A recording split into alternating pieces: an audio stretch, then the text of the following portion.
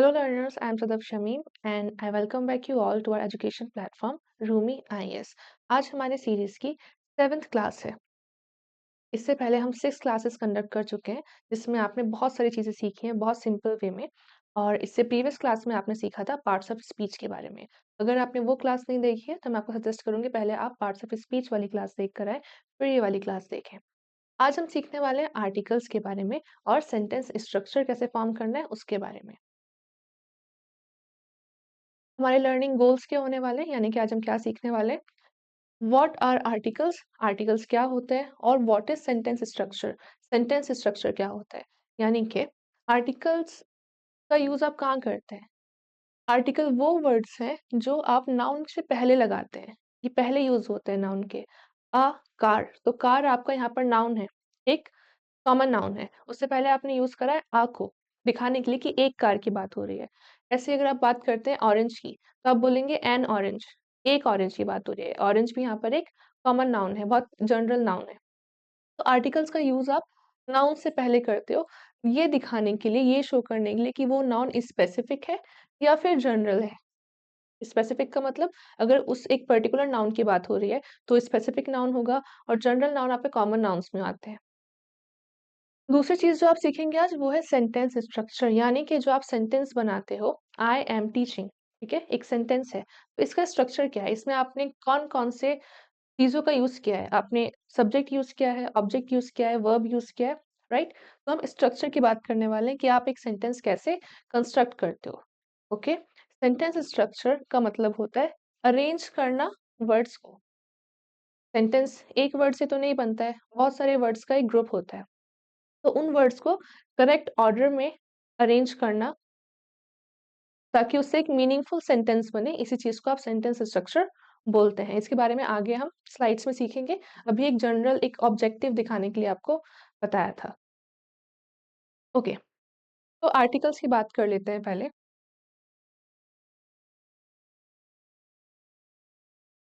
Articles आपके 3 हैं, ए, N और द। इसमें से ए और एन आपके इनडेफिनाइट आर्टिकल्स हैं।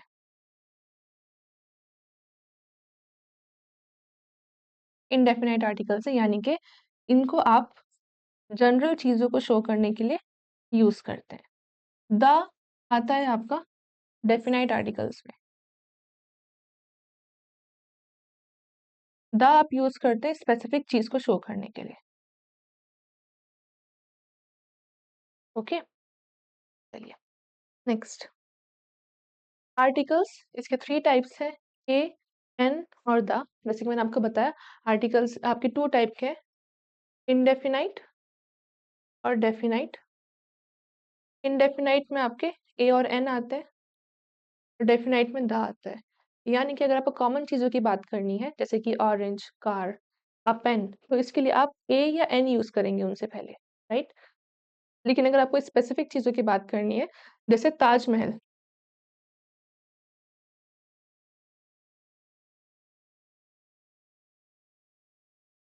तो इस केस में आप द का यूज करेंगे, बिकॉज ताजमहल इंडेफिनाइट नहीं है, वो कोई जनरल चीज नहीं है जो आपको सब जगह अवेलेबल है। एक पर्टिकुलर चीज है, एक स्पेसिफिक चीज है, तो ऐसी वर्ड्स के आगे आप द का यूज करते हैं, यानी कि डेफिनाइट आर्टिकल्स का यूज करते हैं। पहले हम बात करने वाले हैं इंडेफिनाइट आर्टिकल्स की, जो है ए और एन।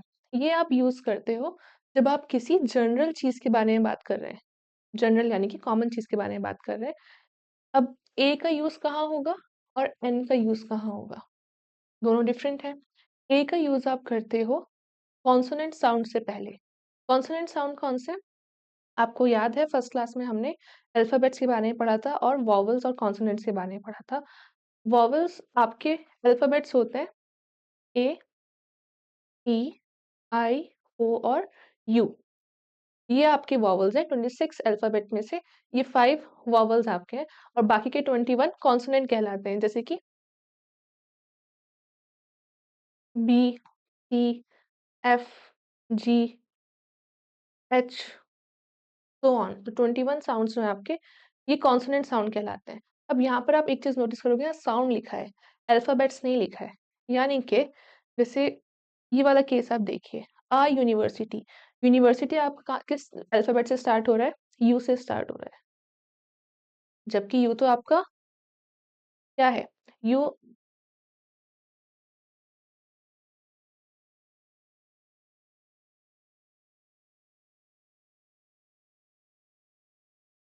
तो यू आपका क्या चीज़ है? वॉवल है। मैंने आपको बताया अभी।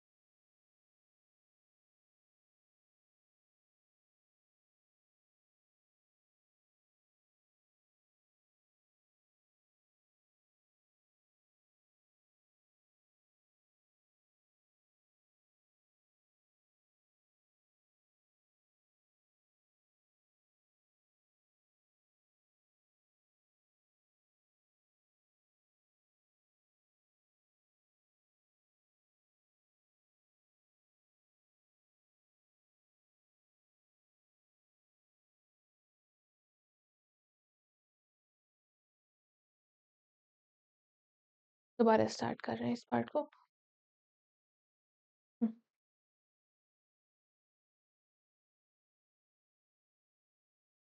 तो जो ए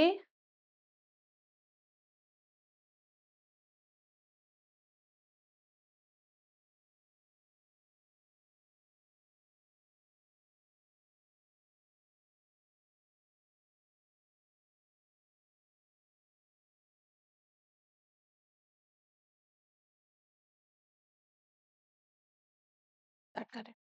तो ए और एन का यूज़ हमें कहाँ करना है? ए का यूज़ हम करते हैं कॉन्सोनेंट साउंड से पहले। कॉन्सोनेंट साउंड्स कौन से हैं आपके? वॉवल्स को हटा के। अगर आपको याद है, हमने फर्स्ट क्लास जो करी थी अपनी, उसमें आपने कॉन्सोनेंट्स और वॉवल्स के बारे में पढ़ा था। कॉन्सोनेंट्स आपके वर्ड्स होते हैं जैसे कि बी, सी, डी, एफ। वॉवल्स स्पेसिफिक है, यानी कि 5 वॉवल्स हैं। ए, ई, आई, ओ एंड यू। ये 5 अल्फाबेट 26 में से वॉवल्स में आते हैं आपके, और इसके अलावा जो 21 आपके बचते हैं वो कॉन्सोनेंट हैं। तो यहाँ पर साउंड की बात हो रही है, लेटर्स की बात नहीं हो रही है। यानी कि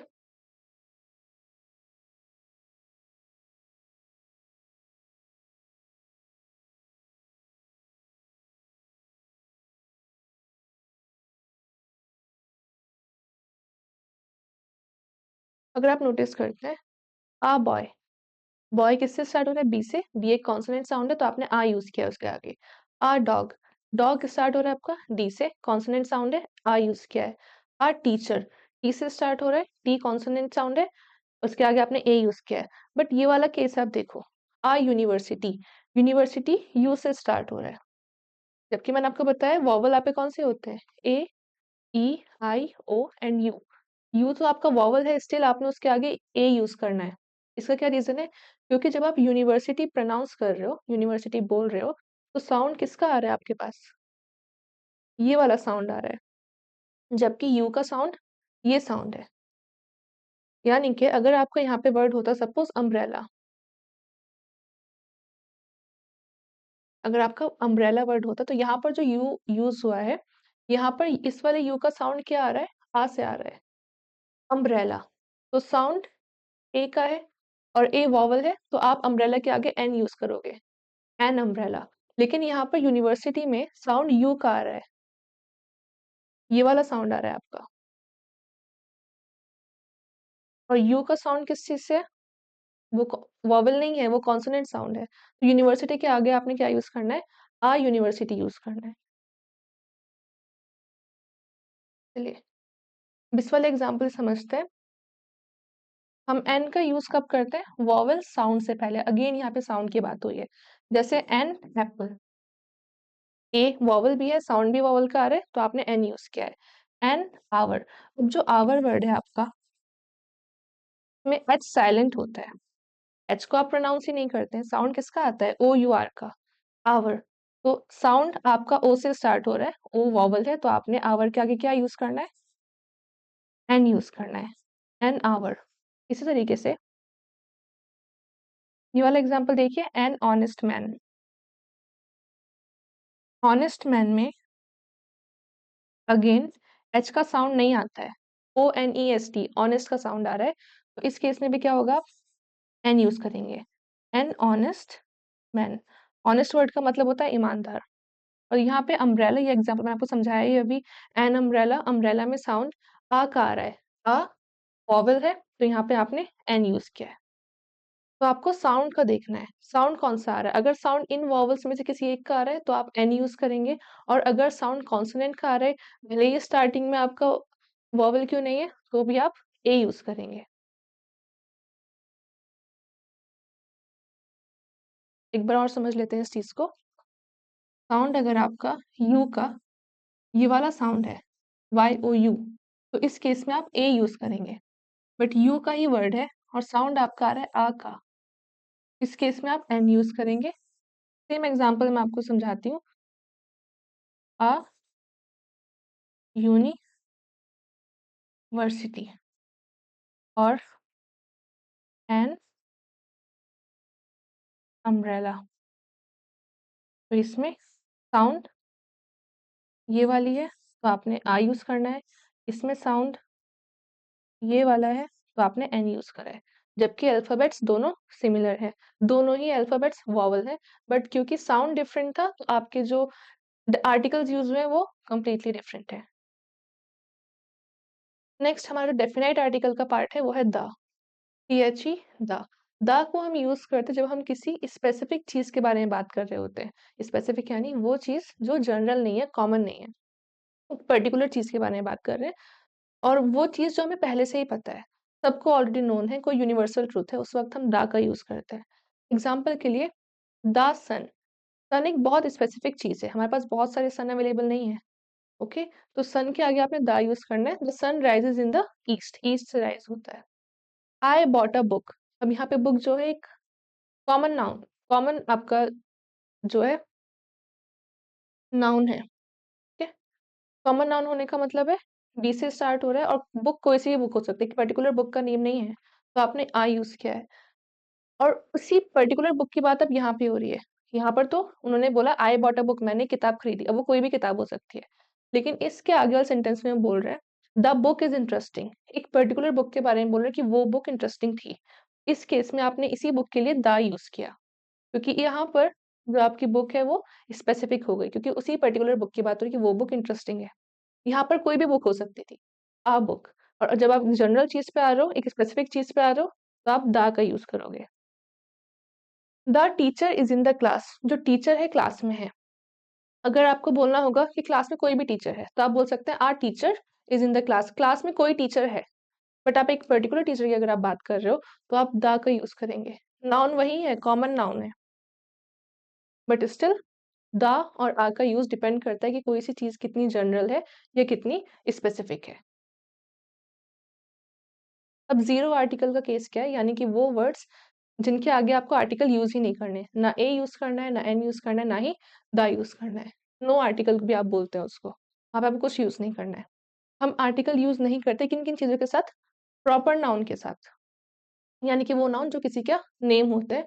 इंडिया, अली, दिल्ली, इनके आगे हम आ इंडिया या एन इंडिया या फिर द इंडिया नहीं बोलते।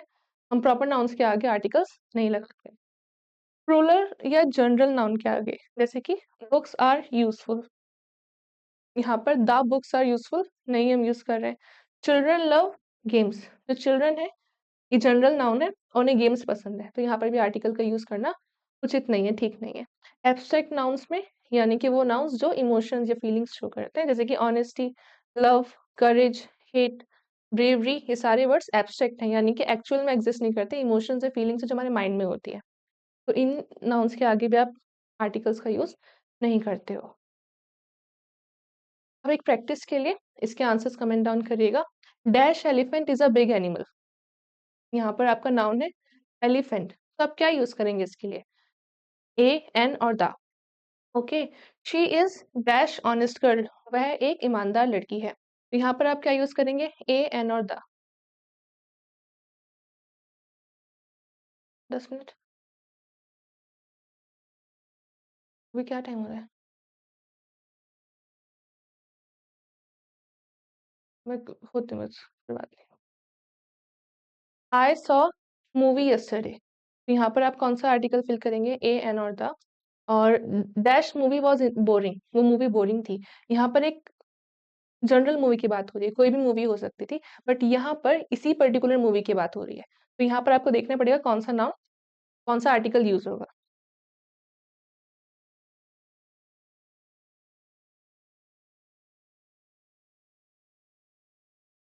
दोबारा करते हैं। क्विक प्रैक्टिस, इसका आंसर कमेंट डाउन करेगा। Dash elephant is a big animal. यहाँ पर एक जनरल एनिमल की बात हो रही है, तो इसके लिए आप ए एन और द क्या यूज करेंगे वो कमेंट डाउन करिए। शी इज ऑनेस्ट गर्ल, वो एक ऑनेस्ट यानी ईमानदार लड़की है।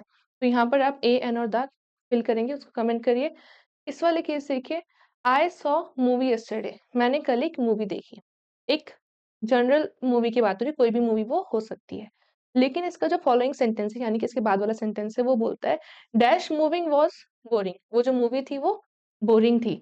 तो इस केस में तो एक जनरल मूवी की बात हो रही है, कोई भी मूवी हो सकती है, बट इस केस में वाली पर्टिकुलर मूवी की बात हो रही है।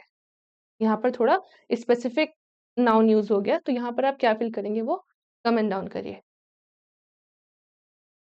अब हम नेक्स्ट उस पे आ जाते हैं जो है हमारा सेंटेंस स्ट्रक्चर। सेंटेंस स्ट्रक्चर आप किसको बोलते हैं? अरेंज करना वर्ड्स को करेक्ट ऑर्डर में, आप उसको सेंटेंस स्ट्रक्चर बोलते हैं। इसका स्ट्रक्चर है क्या एक्चुअल? ये है SVO, यानी कि सब्जेक्ट, वर्ब और ऑब्जेक्ट। आई ईट राइस, मैं चावल खाता हूँ या मैं चावल खाती हूँ। तो इसमें आई जो है सब्जेक्ट है, यानी कि आई के बारे में बात हो रही है। ईट ये आपका वर्ब है। पार्ट्स ऑफ स्पीच हमने नेक्स्ट प्रीवियस क्लास में किया था, तो उसमें आपको बताया था जो एक्शन वर्ड्स होते हैं आपके वो वर्ब कहलाते हैं, ठीक है। तो ईट यानी खाना, एक एक्शन शो कर रहा है। और राइस ऑब्जेक्ट है, एक सेंटेंस जिसके बारे में बताया जा रहा है। तो एक सेंटेंस के अंदर तीन पार्ट्स आपके होते हैं, subject, verb and object. Subject यानी कि जो करता है, जो काम कर रहा है, जिसके बारे में बात हो रही है। वर्ब जो काम वो हो रहा है, यानी कि ईट है या फिर कोई और सा आपका वर्ब या एक्शन वर्ड है। और ऑब्जेक्ट क्या वो हो रहा है सेंटेंस के अंदर वो बताने के लिए। तो तीन पार्ट में आपका सेंटेंस स्ट्रक्ट होता है। शी रीड्स अ बुक, वह किताब पढ़ती है। शी जिसके बारे में बात हो रही है यानी कि ये सब्जेक्ट है। रीड्स, रीड्स क्या है आपका? एक वर्ब है, और वो क्या रीड कर रही है? एक बुक रीड कर रही है। ए यहाँ पर जो आपका आर्टिकल है और बुक आपका एक कॉमन ऑब्जेक्ट है। They play football, again they के बारे में बात हो रही है यानी कि उन लोग के बारे में बात हो रही है। ये आपका सब्जेक्ट होगा। प्ले अगेन वर्ब है, और फुटबॉल आपका ऑब्जेक्ट है जो बात हो रही है। ठीक है। नेक्स्ट पैटर्न क्या होता है? जब भी आप एक सेंटेंस कंस्ट्रक्ट करते हो एक पैटर्न में आप उसको बनाते हो। अब जरूरी नहीं है आप हमेशा सब्जेक्ट वर्ब ऑब्जेक्ट करें, इसके अलावा भी सेंटेंस क्रिएट हो जाते हैं। जैसे कि सब्जेक्ट और वर्ब, यानी कि आपने बस सब्जेक्ट यूज किया और एक वर्ब यूज किया। जैसे बर्ड्स फ्लाई, जो चिड़िया है वो उड़ रही है। The birds fly in the sky, in the sky object हो सकता था सेंटेंस का, बट नहीं आपने मेंशन किया तो भी एक सेंटेंस कंस्ट्रक्ट हो सकता है। शी स्लीप्स, वह सोती है। तो यहाँ पे आपका सिर्फ शी है यानी कि सब्जेक्ट है, और वो क्या कर रही है? जो एक्शन है आपका वो स्लीप्स है यानी सो रही है। तो ये भी आपका सेंटेंस प्रॉपर है। अगर आपको इसको प्रॉपर कंस्ट्रक्ट करना था, यानी कि आप इसके अगर आगे अगर ऑब्जेक्ट लगाना चाहते आप लगा सकते थे शी स्लीप्स इन द बेड, वो बेड पे सो रही है। ओके, तो ये दोनों भी इनफ होते हैं एक सेंटेंस क्रिएट करने के लिए। Next, subject plus verb plus object, ये सबसे कॉमन वाला आपका स्ट्रक्चर है। ही अगेन ये सब्जेक्ट है। राइट्स वर्ब है। अ लेटर ऑब्जेक्ट है, वह पत्र लिखता है। तो ये आपका सबसे कॉमन वाला पैटर्न है। Then subject verb and complement, यानी कि आप एक कॉम्प्लीमेंट ऐड करते हैं। शी इज अ टीचर, वह एक टीचर है। I am happy, I am happy मैं बहुत खुश हूँ। तो इसमें आपने कॉम्प्लीमेंट ऐड किया है लास्ट में, ये कोई ऑब्जेक्ट नहीं होगा। ओके, नेक्स्ट एक होमवर्क है आपका, बहुत छोटा सा, आप कमेंट कर सकते हैं या फिर आप जिस जहाँ पर भी अपने नोट्स बना रहे हैं क्लासेस के वहां पर आप लिख सकते हो इसको। तो 5 सेंटेंसेस लिखने हैं आर्टिकल्स को लेकर, यानी कि I am reading a book, I am having lunch. कहाँ आर्टिकल यूज होगा, कहाँ पर आर्टिकल यूज नहीं होगा, इसमें आपका ए एंड द और जीरो आर्टिकल का यूज करके आपको लिखना है। दूसरा होमवर्क है आपका 3 सेंटेंसेस आपको क्रिएट करने हैं SVO से, यानी कि सब्जेक्ट, वर्ब और ऑब्जेक्ट को यूज़ करके आपको 3 सेंटेंसेस क्रिएट करने हैं। That's it. ये आज का होमवर्क है। This was your class. Next class में हम सब्जेक्ट वर्ब एग्रीमेंट के बारे में पढ़ेंगे। होपफुली वो कुछ या तो आज या फिर कल हम अपलोड कर देंगे। तब तक के लिए आपको प्रैक्टिस करना है अच्छे से। इन केस आपको इस वाली क्लास में डाउट है, आप पहले वाली क्लास जाके देखें, जिसमें आपने पार्ट्स ऑफ स्पीच के बारे में सीखा था। उसे क्लियर करें, फिर ये वाली क्लास देखें और नेक्स्ट क्लास के लिए प्रिपेयर्ड रहें। उसमें हम करने वाले हैं सब्जेक्ट वर्ब एग्रीमेंट। ये क्लास ही बहुत इंटरेस्टिंग होगी आपकी, बहुत इंटरेस्टिंग होगी। इसमें आप जानेंगे कि आपको कौन से सब्जेक्ट के साथ कौन-सी वाली वर्ब यूज़ करनी है। बहुत इंपॉर्टेंट है कंस्ट्रक्ट करने के लिए सेंटेंसेस के लिए। तब तक के लिए कीप प्रैक्टिसिंग और जो भी आपके डाउट्स या फीडबैक है, कमेंट डाउन करिए ताकि हम उस पे वर्क कर सकें और कॉन्स्टेंटली आपके लिए बेटर कंटेंट इंक्लूड कर सकें। Thank you.